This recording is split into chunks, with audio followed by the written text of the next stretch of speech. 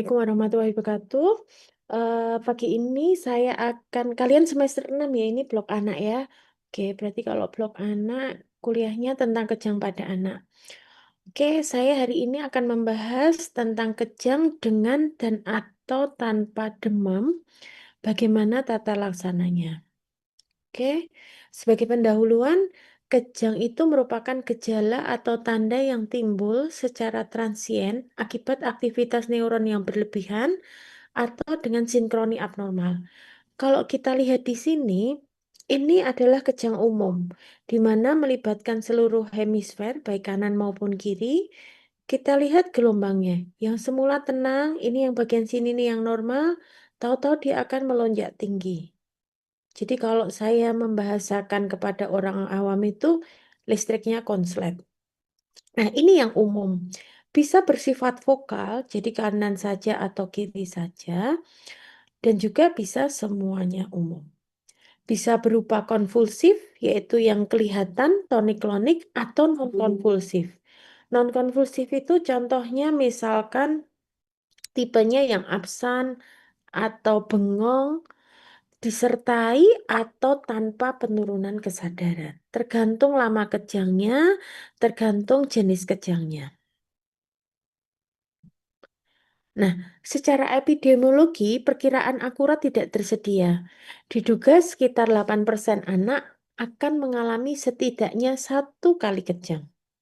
1% yaitu kejang tanpa provokasi yang tidak berulang, 1% epilepsi, 3-4% kejang demam, sisanya 2% itu kejang dengan faktor provokasi lain, misalkan infeksi susunan saraf pusat, trauma, dan sebagainya. Kita berada di negara berkembang sehingga diduga angka kejadiannya lebih tinggi. Hal ini berkaitan dengan adanya tingkat infeksi yang lebih tinggi. Ini adalah beberapa etiologi dari kejang. Tentunya saat kita melakukan diagnostik anak dengan kejang, yang pertama kita harus melakukan anamnesis, kemudian pemeriksaan fisik, dan tentunya pemeriksaan penunjang. Kita ingat kalian sudah belajar blog ya kemarin ya. Anamnesis itu sangat penting untuk mencapai diagnosis yang tepat. Jadi kemarin sudah skillet mengenai anamnesis dan pemeriksaan fisik pada anak. Saat melakukan anamnesis, kalian harus mendetail. Kalau misalkan ini mengenai kejang, berarti bentuk kejangnya bagaimana? Lamanya bagaimana?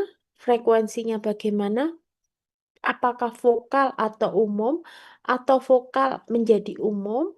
Kemudian kalian tanyakan, apa saja yang terjadi sebelum, saat kejang, dan tentunya setelah kejang. Kemudian ada tidak faktor-faktor pencetus seperti demam, muntah, diare, dan lain sebagainya. Sampai sini silakan kalau ingin ada yang tanya.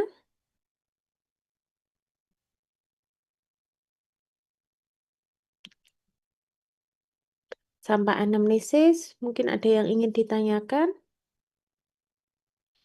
Kalau saya terlalu cepat, silakan bilang aja.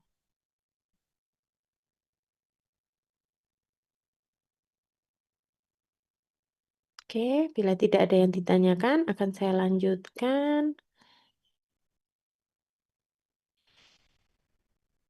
Nah, kemudian pemeriksaan fisik. Pemeriksaan fisik itu tentunya kita harus lihat kesadarannya. GCS-nya dilihat. E-nya berapa, V-nya berapa, M-nya berapa. Kemudian bagaimana bentuk lingkar kepala, bentuk kepala, fontanel, serta jejas trauma. Ada tidak defisit neurologis, kemudian fungsi vitalnya bagaimana, dan terdapat kelainan organ lain. Nanti akan saya terangkan mengenai kelainan kulit pada sindroma neurokutaneus. Nah, ini adalah bagian mengenai langkah diagnostik anak dengan kejang pertama kali. Tentunya saat kalian akan mendiagnosis, kalian harus benar-benar tahu apakah ini benar-benar kejang atau gerakan menyerupai kejang. Nah, kalau kejang itu onsetnya pasti tiba-tiba. Kemudian lama serangannya biasanya detik atau menit, jarang sekali yang sampai lama. Kesadarannya terganggu, sering disertai sianosis, gerakan ekstremitasnya sinkron, adanya stereotipi gerakan dan atau lidah tergigit. Kemudian selalu diikuti dengan gerakan abnormal bola mata. Gerakan abnormal itu bisa ke atas, bisa miring ke salah satu sisi, atau hanya bengong. Kemudian saat dilakukan fleksi pasif ekstremitas, gerakannya akan selalu ada. Kejang tidak bisa diprovokasi, kecuali kejang demam ya, diprovokasi oleh demam. Kemudian tidak ada tahanan terhadap gerakan pasif. Selalu disertai bingung pasca serangan dan adanya gambaran EEG yang abnormal pada saat kejang dan setelah kejang. Nah, ini ya, yang bisa diprovokasi tadi sudah saya sebutkan itu adalah kejang demam. Saya lupa, harusnya kalian di semester 5 sudah pernah belajar kejang demam belum ya? Saya lupa. Kita ulang lagi. Nih, kejang demam itu terutama terjadi pada anak usia kurang dari 2 tahun umumnya. Jadi ini adalah angka secara epidemiologis, prevalensinya terutama pada anak di bawah 2 tahun. 6 bulan sampai 2 tahun adalah prevalensi terbesar. Prognosisnya baik, tetapi kita harus hati-hati, harus kita singkirkan adanya kelainan SSP, seperti ensefalitis maupun meningitis. Kalian silahkan download nanti tentang kejang demam, konsensus kejang demam 2016. Kejang demam itu adalah bangkitan kejang yang terjadi pada saat anak berumur 6 bulan sampai 5 tahun, di mana suhunya lebih dari 38 derajat dengan metode suhu apapun. Jadi mau diketek, mau pakai tembak, mau pakai peroral, yang penting suhunya di atas 38. Kemudian bukan disebabkan oleh proses intrakranial, bukan karena kelainan metabolik, belum pernah mengalami kejang tanpa demam, dan bukan neonatus. Jadi kalau kalian ketemu bayi 10 hari, suhunya 38,5, kemudian dia kejang, berarti bukan kejang demam. Begitu juga misalkan pasien datang dengan diare dehidrasi berat.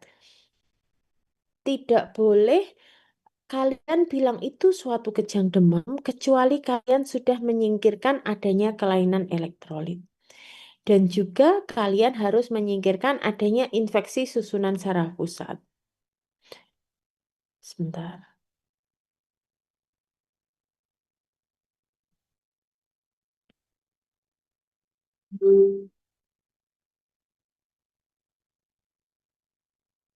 Kejang demam itu kejadiannya cukup sering. Di Amerika dan Eropa 2-4%, di Jepang 9-10%. Prognosisnya bagus. Dikatakan tidak ada angka mortalitas dan morbiditasnya pun bagus. Pemeriksaan fisik dan neurologis sebelum dan setelah kejang normal. Sebagian kecil kasus dapat mengalami paresis bersifat sementara disebut sebagai paresis TONS. Biasanya berhubungan dengan kejang yang lebih lama, misalkan status epileptikus. Apabila terdapat tanda-tanda seperti iritabilitas, penurunan kesadaran, lateralisasi seperti hemiparesis atau UB-nya membonjol, pikirkan suatu infeksi susunan saraf pusat. Nah, sekarang sebelum menginjak infeksi SSP, kejang demam ada yang mau ditanyakan? Jadi kalau kita bahas kejang, itu cukup banyak nanti yang dibahas. Silahkan kalian tanyakan.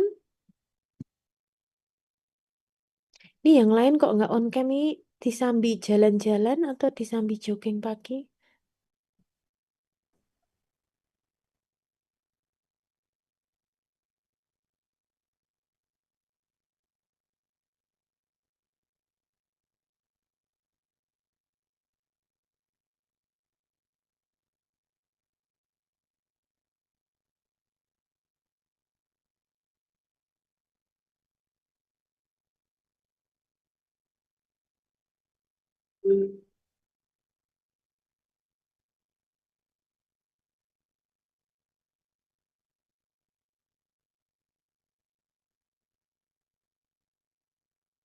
Oke, saya lanjutkan.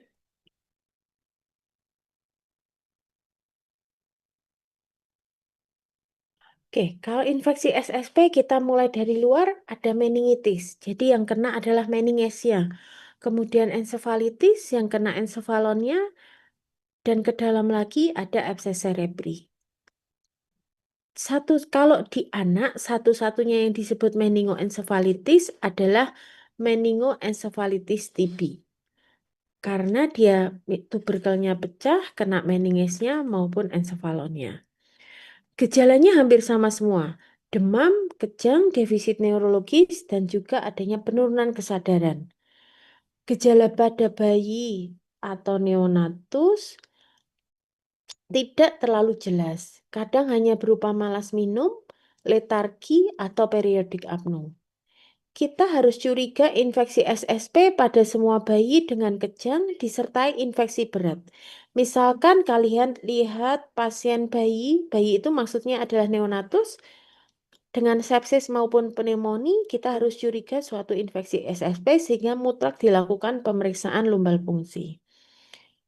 Pada bayi, kita bisa melihat adanya ubun-ubun besar yang tegang atau membonjol, sedangkan gejala rangsang meningeal itu didapatkan hanya pada anak yang besar, lebih dari 6 tahun. Ini adalah pemeriksaan gejala rangsang meningeal. Yang pertama tentunya adalah kaku kuduk. Didapatkan tahanan saat fleksi pasif leher. Ingat kalau kalian ujian skill lab atau OSCE, gunakan bahasa kedokteran. Jadi jangan bilang terdapat tahanan saat leher ditekuk ke bawah. Itu tidak boleh. Jadi saat fleksi pasif. Kemudian Brudzinski 1, saat kepala difleksikan akan terdapat fleksi pada sudut panggul dan lutut. Ya, jadi kita bisa lihat sekalian saat kita memfleksikan leher, sekalian kita lihat panggulnya ada fleksi apa tidak. Brudzinski 2, saat kita memfleksi pasifkan sendi panggul akan diikuti fleksi tungkai yang lain, kontralateralnya. Nih. Sedangkan untuk Kernigsen, kita lihat, kita fleksikan tungkai tegak lurus, kemudian fleksi pada lutut, kemudian lutut kita coba kita ekstensikan. Normalnya dapat terjadi ekstensi lebih dari 135 derajat. Fungsi lumbal itu adalah prosedur untuk mengambil cairan cerebrospinal, diindikasikan apabila terdapat tanda dan gejala rangsang meningeal, terdapat kecurigaan infeksi SSP berdasarkan anamnesis dan pemeriksaan klinis, serta dipertimbangkan pada anak dengan kejang disertai demam yang sebelumnya telah mendapat antibiotik sehingga dapat mengaburkan tanda dan gejala meningitis.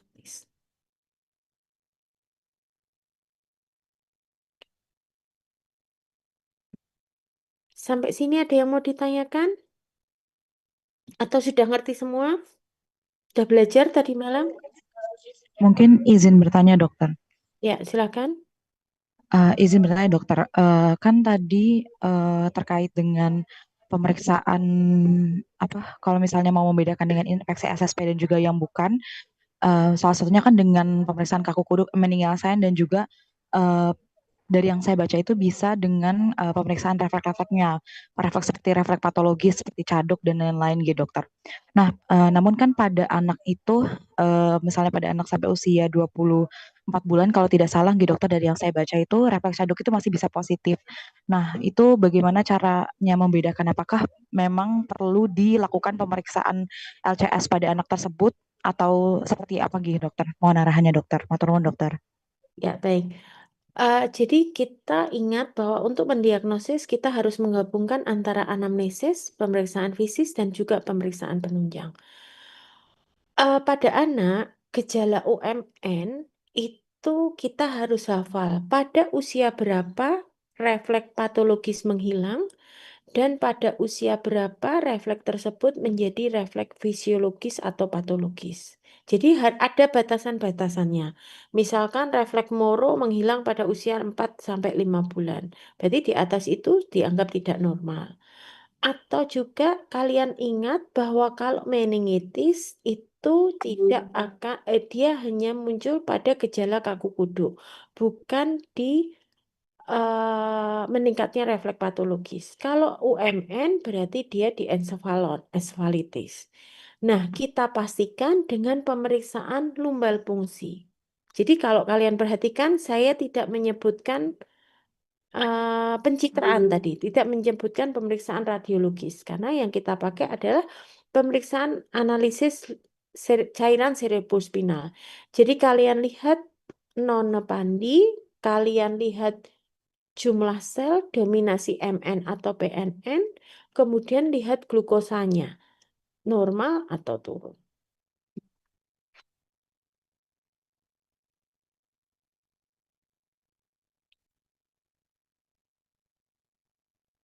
Oke, saya lanjutkan lagi ya.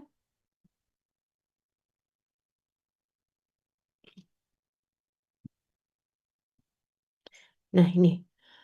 Tadi kita sudah, jadi kalau ini ya, kita lihat kalau dia sesuai kejang demam, kita tata laksana kejang demam. Kalau tidak sesuai kejang demam, apakah ada infeksi SSP? Kita harus cek menggunakan menyingkirkan infeksi SSP, pemeriksaan fungsi lumbal, kemudian akan kita berikan antibiotik. Kalau tidak terdapat tanda-tanda infeksi SSP, kita lihat ada tidak trauma kepala, gejala tumor SSP, atau gangguan cerebrovaskuler. Kalau ada trauma kepala, gejala tumor, atau gangguan cerebrovaskuler, kita akan melakukan pemeriksaan pencitraan. Apabila tidak terdapat hal tersebut, kita pertimbangkan kelainan metabolik, efek obat, atau alkoholisme. Nah, ya, kita lihat juga apakah ada sakit kepala yang progresif. Kemudian dari pemeriksaan fisik ada tidak defisit neurologis dan juga riwayat penggunaan obat-obatan. Nah, kapan kita curiga gangguan metabolik? Tadi di awal saat membahas kejang demam sudah saya bahas sedikit tentang gangguan metabolik. Gangguan metabolik yang menyebabkan kejang yaitu hiponatremi, hipernatremi, hipoglikemi, hiperglikemi, kemudian hipokalsemi, dan juga hipomagnesemi. Kita curiga apabila terdapat adanya kehilangan cairan yang cukup banyak, jadi misalkan dehidrasi berat atau pada pasien dengan kelainan ginjal. Rekomendasi AAN menyebutkan kita tidak perlu melakukan pemeriksaan darah elektrolit pada anak usia lebih dari 6 bulan, kecuali kondisi tidak membaik 2 jam setelah kejang dan terdapat curiga kehilangan cairan atau elektrolit. Dipertimbangkan pada anak usia kurang dari 6 bulan apabila didapatkan kejang tanpa demam karena tingginya kejadian kelainan elektrolit terutama hiponatremi. Pemeriksaan kimia darah juga dianjurkan pada pasien dengan kejang akut yang sulit diatasi atau disebut sebagai status epileptikus. Nanti untuk status epileptikus tidak saya bahas, kita akan belajar status epileptikus di semester 7. Oke. Kalau tidak ada yang memprovokasi, kita lakukan EEG dan atau pertimbangkan pencitraan otak. Kita lihat kenapa kok kita harus melakukan EEG. Kita mengenal sebagai adanya first unprovoked seizure, yaitu kejang tanpa provokasi pertama. Apabila semua faktor penyebab dapat disingkirkan. Nah, kapan dia disebut epilepsi? Apabila sudah berulang dan berulangnya jaraknya sudah lebih dari 24 jam pada sekitar 40-45% anak dengan perkembangan neurologis normal dan akan meningkat apabila anak tersebut dengan gangguan neurologis. Pemeriksaan EEG dianjurkan untuk semua anak dengan first unprovoked seizure untuk mendeteksi kejang subklinis, diagnosis sindrom epilepsi, dan menentukan adanya risiko kejang berulang. Nah, ini yang disebut sindroma neurokutaneus. Pada status Weber syndrome, kita akan mendapatkan Port Weinstein Jadi dia harus melewati mata karena nanti ada namanya glaukoma juga. Jadi hemangiomanya mengenai lebih dari sepertiga lateral wajah, ada glaukoma, dan kita akan mendapatkan leptomeningeal angioma pada pemeriksaan pencitraan.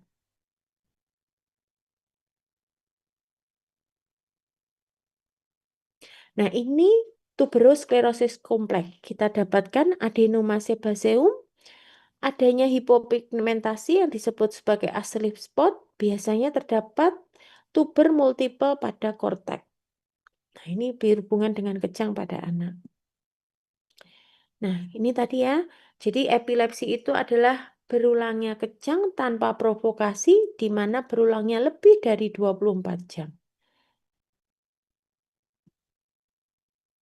Atau bisa juga satu kejang tanpa provokasi, tapi memiliki risiko berulang lebih dari 60% pada 10 tahun ke depan apabila didapat defisit neurologis yang jelas, EEG yang abnormal, dan juga abnormalitas pada pencitraan. Atau disebut juga epilepsi apabila didapatkan sindrom epilepsi, yaitu epilepsi dengan gambaran kejang yang khas, onset yang khas, dan juga gambaran EEG yang khas. Infantile atau W syndrome, infantile spasm, biasanya terjadi pada usia 3 bulan sampai 1 tahun, kejangnya berupa kaget-kaget. Jadi kalau moro refleks biasanya hilang usia 3-4 bulan, ini kok 6 bulan kayak moro refleks. Padahal sebenarnya itu adalah kejang. Jadi adanya spasm, gambaran EEG berupa hips aritmia, dan juga ada keterlambatan perkembangan. Prognosisnya buruk. Ya, ini adanya hips aritmia dan burst suppression. Tonik-klonik umum ini adalah kejang yang paling sering kalian jumpai dalam sehari-hari. Kaku, kemudian kelojotan. Pemeriksaan fisik dan neurologisnya normal, didapatkan gelombang spike and slow wave, umumnya mudah diobati. Hanya diobati apabila interval kejangnya lebih dari 4 bulan. Hanya diobati apabila interval kejangnya kurang dari 4 bulan dan tidak perlu pengobatan apabila intervalnya lebih dari 4 bulan. Penggunaan valproic, fenobarbital, phenytoin itu sama efektifnya pada kejang umum. Kalau Rolandic epilepsi biasanya kita lihat gambarannya di sentrotemporal spek, prognosisnya bagus. Kejangnya munculnya hanya saat tidur, usianya lebih dari 5 tahun, vokal, yaitu di satu sisi mulut, dan biasanya pelo. Epilepsi oksipital berhubungan, kita ingat oksipital itu berhubungan dengan mata, jadi kadang melihat cahaya, gambaran warna-warni, matanya melirik ke lateral. Ada juga sindroma Panayotopoulos disertai dengan gangguan GI tract. Rangkuman, kejang merupakan keadaan yang sering ditemukan pada anak. Tentunya kita harus membutuhkan anamnesis dan pemeriksaan fisik yang baik. Kita ingat, anamnesis yang baik 80% kita bisa menegakkan diagnosis. Kemudian harus kalian telusuri faktor penyebabnya, disertai atau tidak disertai kejang. Kalau disertai tidak disertai atau tidak disertai demam. Kalau disertai demam, singkirkan kemungkinan infeksi SSP. Kemudian pemeriksaan apa yang harus dikerjakan, kapan kalian memeriksa EEG, kapan kalian memeriksa pencitraan, kapan kalian memeriksa lumbal fungsi, jangan sampai kebalik-balik. Oke, terima kasih. Silahkan ada yang ingin ditanyakan.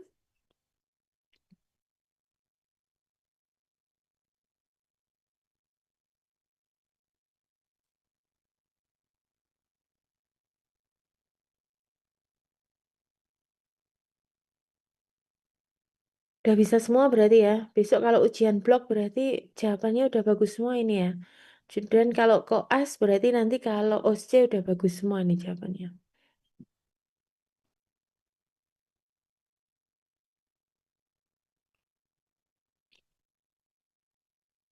Masih baik. Satu, Mbak.